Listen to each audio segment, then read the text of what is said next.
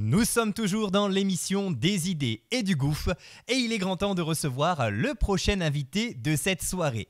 Il s'appelle Gauthier et il va nous présenter nos squats. Je n'en dis pas plus, on va découvrir tout ça avec lui. Bonsoir Gauthier. Bonsoir. On est ravis de vous avoir avec nous sur Variance FM, c'est un plaisir. Tout plaisir est pour moi. Eh bien écoutez, j'ai plein de questions à vous poser sur votre travail. Vous êtes donc artisan verrier designer. Tout un programme, n'est-ce pas? On va donc parler de vos créations tout au long de l'interview. Mais dans un premier temps, quel est votre parcours? Qu'est-ce qui vous a donné envie de vous lancer dans le travail du verre? Donc c'est au détour d'une foire médiévale que je suis tombé amoureux du verre. Donc je suis rentré dans l'atelier d'un souffleur de verre et j'ai tout de suite été charmé par ce matériau. Après, pour ma grande chance, c'est avéré que la plus grosse école de verre se trouve à quelques kilomètres au-dessus de Moulins. Donc après ma troisième, je suis allé là-bas faire un CAP, donc en 2 ans, avec des stages en France. Et ensuite, j'ai continué donc encore sur 2 ans sur un brevet des métiers d'art, donc cette fois avec des stages à l'étranger. Et donc après ce BMA, on pouvait aussi continuer donc sur un diplôme des métiers d'art. Donc lui qui apprend plus à devenir un designer et un artisan. Donc j'ai fait ce DMA et c'est à ce moment-là que j'ai rencontré mes collègues avec qui on a monté la structure, donc le studio Nosqua. Alors justement, puisque vous parlez de vos collègues, est-ce que vous pouvez nous en dire un petit peu plus sur les personnes avec qui vous travaillez? Donc oui, ça fait maintenant 8 ans que j'ai rencontré donc Manon, ma collègue, et il y a 5 ans de ça, on a créé donc le studio Nosqua. Donc Manon, elle a un parcours un peu plus classique. Elle a fait un bac général et après son bac, elle a décidé de se réorienter sur un côté un peu plus artistique. Donc elle a fait une mise à niveau en art appliqué, ce qui lui a permis de rejoindre le lycée Jean Monnet, donc l'École nationale du verre, dans un DMA, donc le même diplôme que moi. Ensuite, après son DMA, elle a fait un diplôme supérieur d'art appliqué, donc un DSAA, pour apprendre à être designer. Et c'est à ce moment-là que, lors de projets communs, on s'est rendu compte que ça pouvait être intéressant de créer quelque chose ensemble. Eh bien écoutez, c'est plutôt chouette. Vous connaissiez depuis fort longtemps et vous avez décidé de créer quelque chose ensemble. Et moi, je trouve que cette histoire est vraiment très belle, pour le coup. Et alors, pourquoi avez-vous choisi de vous appeler Nosqua? Donc Nosqua, en fait, donc là, depuis tout à l'heure, je vous parle que de Manon, mais Nosqua, on n'était pas 2, on était 4 à la base. C'était le regroupement de 4 identités, de 4 personnes avec un caractère et des affinités et des techniques différentes. Donc Nosqua, ça veut dire, concrètement, ça veut dire nous 4, Nos Quatuor. Donc c'est pour ça qu'on a ce nom maintenant. Bon, maintenant, on n'est plus que 2, mais on aime dire en rigolant que c'est nos 4 mains. Oui, effectivement, puisque vous travaillez à 4 mains, tout à fait. Et alors, quel type d'objet réalisez-vous chez Nosqua? Donc chez Nosqua, on part de verre et on fait du mobilier, des luminaires, mais aussi des surfaces qui peuvent être utilisées pour faire du sur-mesure, donc des plans de travail, des crédences, des séparations d'intérieur, etc. Donc j'imagine que vous travaillez aussi bien pour les particuliers que pour les professionnels. Bien sûr, bien sûr. Pour l'instant, on est plus sur 80% de professionnels et 20% de particuliers parce qu'on est sur des projets à grande envergure. Donc on travaille avec des architectes, avec des designers, avec de l'hôtellerie de luxe.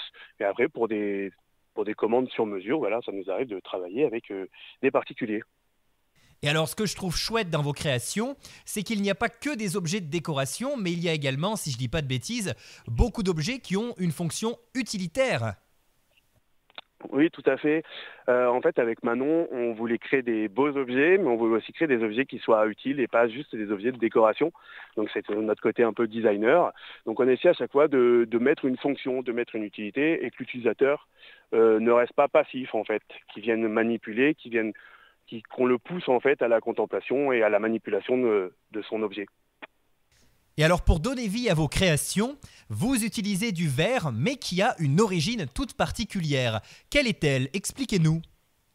Donc nous, en fait, on travaille un verre qui est très industriel. Donc en fait, c'est le même verre qu'utilisent les miroiteries, ou c'est le même verre qui est utilisé pour faire les vitres de maison.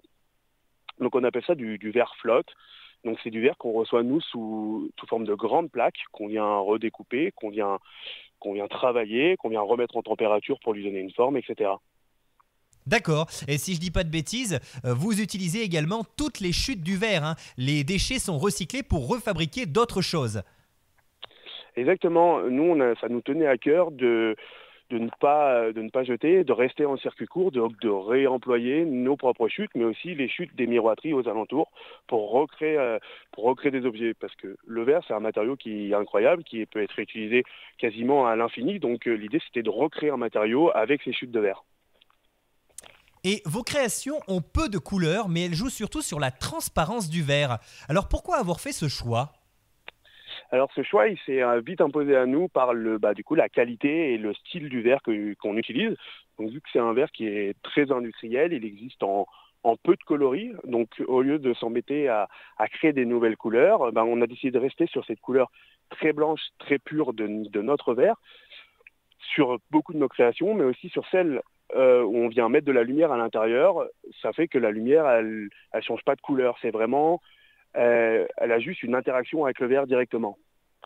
Ah oui, c'est plutôt chouette. Ça permet de traverser le verre et de faire ressortir tout son éclat, hein, Tout à fait. finalement. Tout à fait. Et alors, y a-t-il des formes ou des motifs que l'on retrouve régulièrement dans vos créations ? Oui, sur beaucoup de nos collections, on s'inspire et on est porté par la nature. Donc c'est pour ça que oui, il y a beaucoup de nos créations où on retrouve des motifs ou même des inspirations naturelles, donc comme sur de la brise, des couleurs de glace, des motifs qu'on retrouve dans la nature, oui. La brise, eh ben ça c'est original, hein, pour le coup. Ça doit pas être facile à illustrer quand même, hein. Non, mais le verre est un matériau assez incroyable qui nous transporte et qui nous permet de faire des choses, incroyables. Et alors, les pièces que vous créez sont-elles uniques ou est-ce que certaines d'entre elles existent en plusieurs exemplaires ?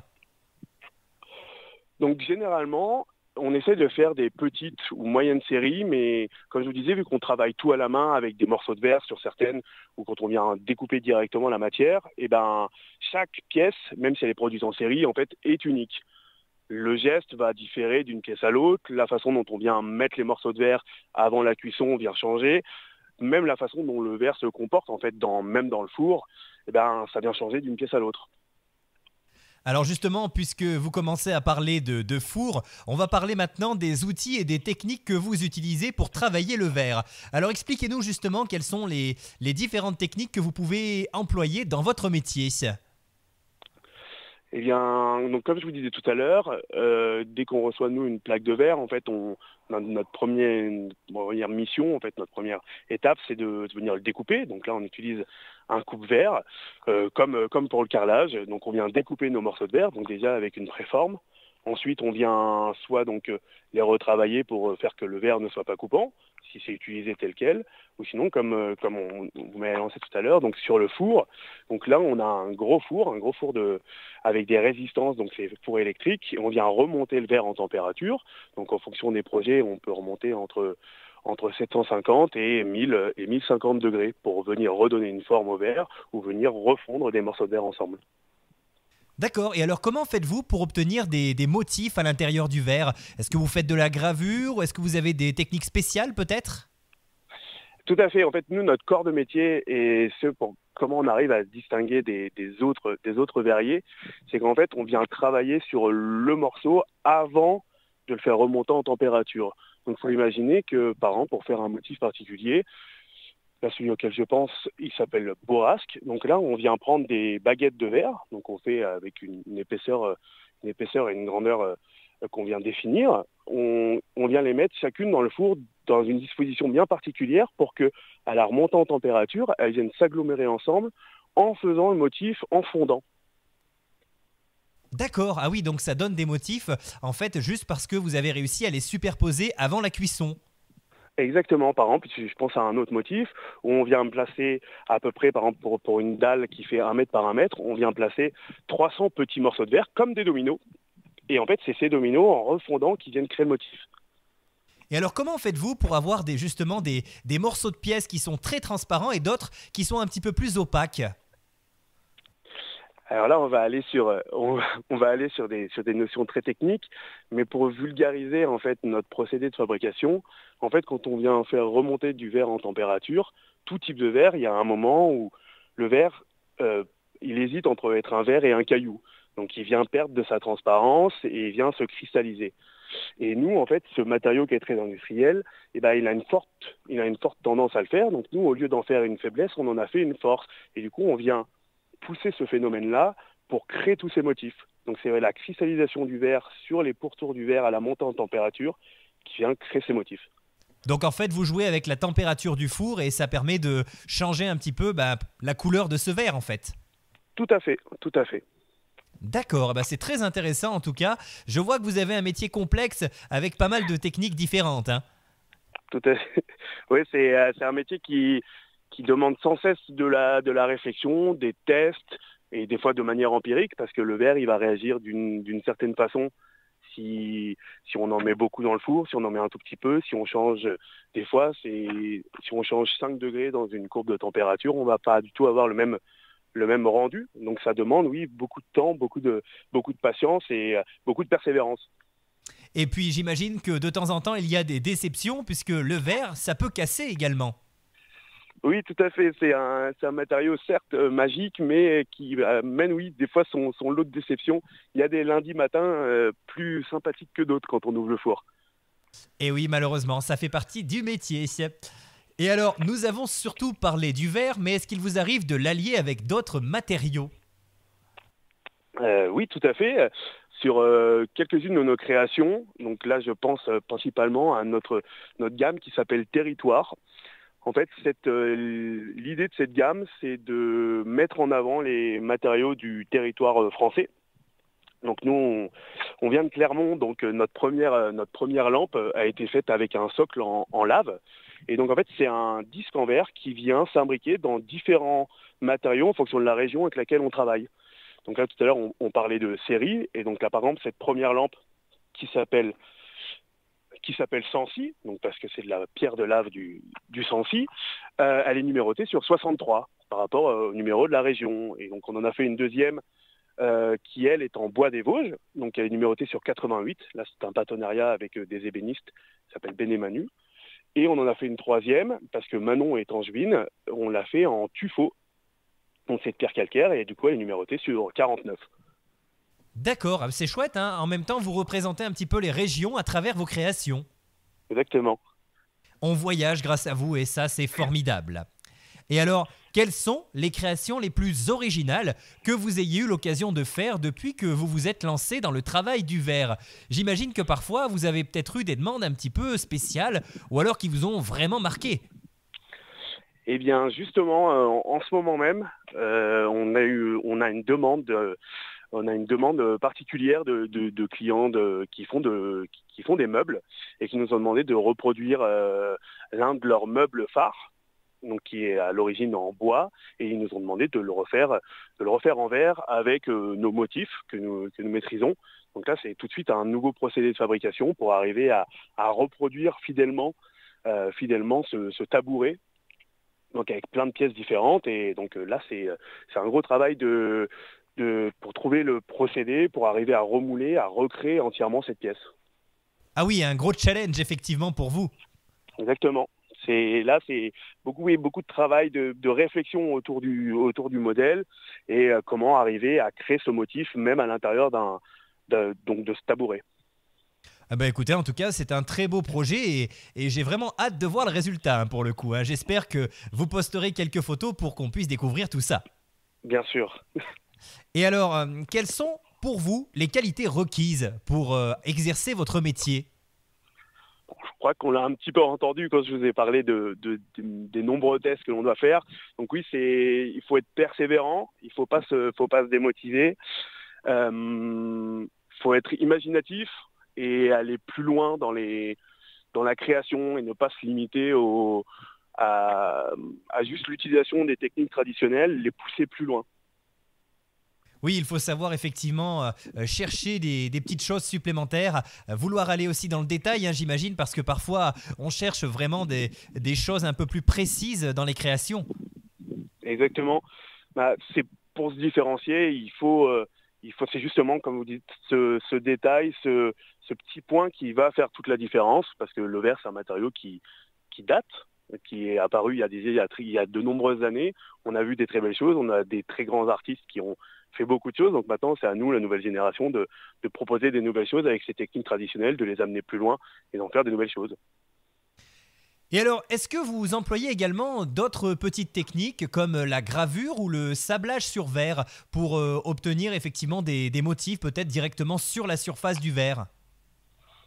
Oui, tout à fait. Donc, nous, on voulait pas, à la création de notre atelier, se limiter à une seule technique, comme peuvent faire d'autres verriers.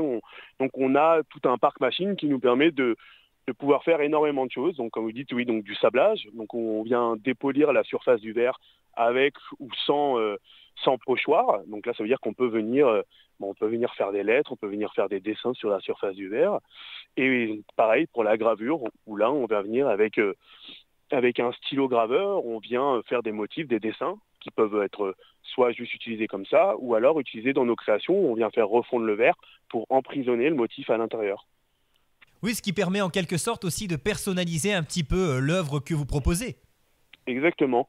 Là, vous voyez, on a eu des demandes de grands hôtels qui voulaient avoir leur logo, leur signature en fait à l'intérieur d'une des œuvres, et ça, c'est des choses qu'on est capable de faire. Eh ben écoutez, en tout cas, vous avez un métier qui est très riche, très complexe, c'est vrai, mais qui donne envie en tout cas, puisque visiblement, on ne s'ennuie pas, hein. Ah, pas du tout. Pas du tout. Eh ben écoutez, en tout cas, on était vraiment ravis de vous avoir avec nous, Gauthier. J'ai une dernière question avant de vous laisser, une question très importante.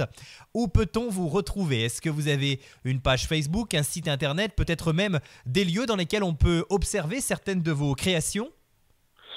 Alors oui, vous pouvez nous retrouver donc sur les réseaux sociaux au nom de Studio Nosqua, sur Instagram, Facebook, etc.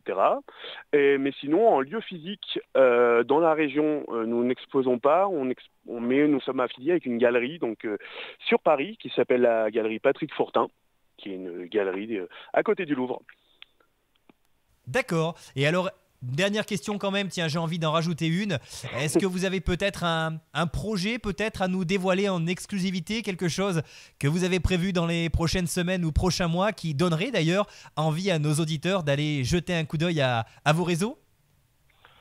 Eh bien là, on est en train de sortir une toute nouvelle collection où on allie le laiton et notre verre texturé pour créer donc du mobilier, donc des consoles, des tables basses et des luminaires.